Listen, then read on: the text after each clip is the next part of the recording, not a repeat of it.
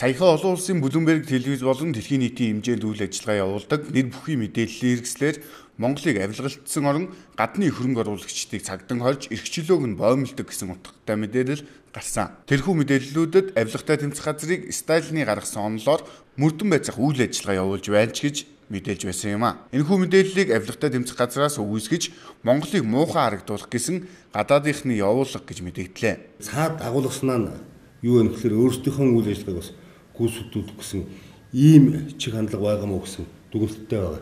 Тэр 2000 ер нь энэ жилийн хувьд яг үгээр би түрүү төшөөний асуудал ихтэй явчих гэж бодож байна л доо. Манай яг мөрдөн шалгах хилцээний хувьд сүүлийн 5 жилийн судалгаагаар яг үгээр гадаадын нийтдээ 24 иргэнийг бид шалгасан байна. Яг мөрдөн байцаалтын үйл ажиллагаанд тодорхой төрлийн гэмтэлд холбогдуулсан. Тэгэхээр энд яг үгээр Солонгосын одоо иргэн 4 байж байгаа. Өмнө Солонгосын Хятадын 14 иргэн, Америкийн нэгдсэн улсын 2, Казахстан улсын 1, Филиппин улсын 2, Австрали улсын 1, нийт 24 иргэн гадаад иргэнийг холбогдуулан шалгасан ийм тоон зүйл харагдсан. Тэгэхээр энэ хүмүүст холбогдуулсан хэргийг шалгалтын эцэст нь яаж шийдсэн бэ гэдэг байдлаараа бас бид холбогдох прокурор шүүхэн байгууллагууд дээр шилжүүлсэн хэрэгүүдээр авч үзээд үтсэн. Тэгэхээр 2 хэргийг нь хэрэгсгүй саналтай бид шилжүүл 4 хэргийг нь харьяалан дагуу одоо цагаагийн байгуул шилжүүлсэн.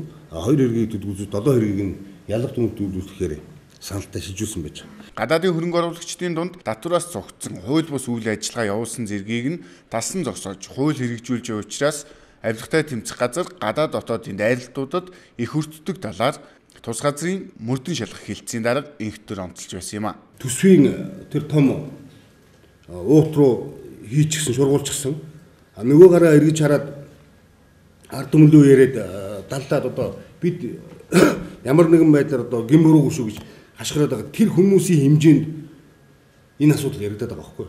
Тэрнээс зүгээр Монгол улсын хэмжээнд өнөөдөр хичнээн мянган компани байдаг үлээ. Хичнээн хүн компаниар ахуй амьдрал ажил төр зохицуулж байгаа үлээ. Амьдралаа залгууж явж байгаа үлээ. Энэ тоог харах юм бол энэ харьцангуй бага тоо гэж би бодож байна. Өчигдөрхөн олон нийтэд танилцуулсан авилгатай тэмцэх газрын дэргэдэх олон нийтийн зөвлөлийн гишүүдч энэ талаар лалж байсан юм а. Олон улсын нэр хүнд бүхий одоо хэвлэл мэдээллийн хэрэгцээтэй тухайд одоо Bloomberg Business Week юм үү те одоо саяхан энэ жилийн 4-р сарын 17-нд багалтар боловч маш одоо ноцтой мэдээ гарсан. Savsco Business компанийн захирал Америкийн нэгдсэн улсын иргэн Justin Kaplan-гийн хувьд тухайн үед Монгол улсын нутаг дэвсгэр дээр компани үйл ажиллагаа явуулж байхдаа хууль тогтоомж зөрчсөн тэр дундаа их хэмжээгээр тооцогдох татвар төлөхөөс зайлсхийсэн гэж тус газрынхан мэдэгдэж байна. Тэр яг энэ Bloomberg дээр гарсан энэ юутай холбогдуулж Savsco Business гэж компани захирлаар хэлжсэн Америкийн нэгдсэн улсын иргэн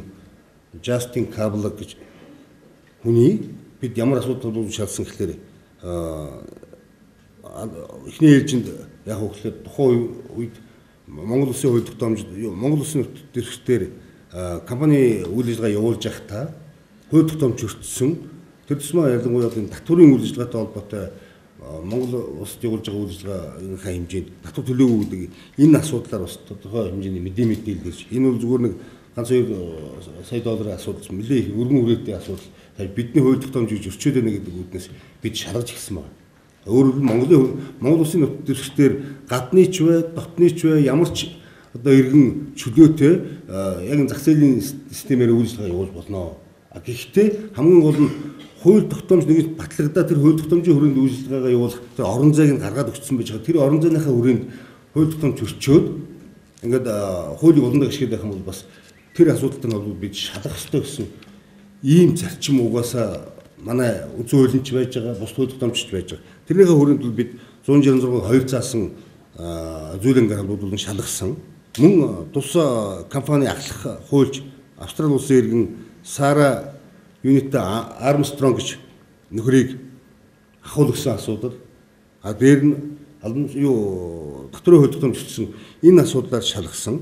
За энэ хэрэг нь бол яг үгээр таах мэдж байгаа тухайн үед ашиг нутгийн хэрэглэх газар энэ дарга хэлжсэн Батуй гэж хүнд холбогдуулан энэ хүний хэргийг шалгах явцад энэ сая хоёр гадаад иргэнтэй холбоотой мэдээлэл орж ирснийхаа өрөөнд бид шалгаад явсан. За ингээд эцэст нь яг уу гэхээр тухайн иргэд Монгол Улсын хууль тогтоомжийг зөрчсөн асуудал тогтоогдсон. За татварын хууль тогтоомж зөрчсөн гэдэг үндслээр нь бид цагдаагийн байгууллагад хэрэг шийдвэж шалгасан.